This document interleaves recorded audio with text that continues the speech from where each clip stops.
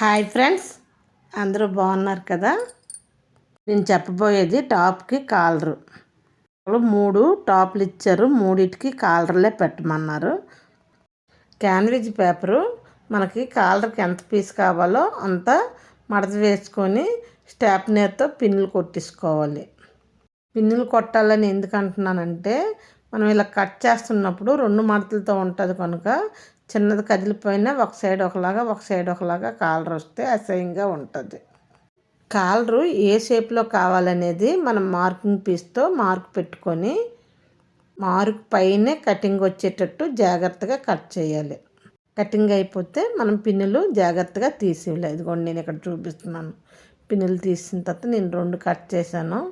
పిన్నులు కొట్టి ఇదిగోండి 2 కాలర్లు ఏ షేప్లో పెట్టాను అనేది కాలర్ రెడీ అయిపోయింది. లైక్ చేయండి. ఫస్ట్ టైం మన ఛానల్ చూస్తే సబ్స్క్రైబ్ చేయండి.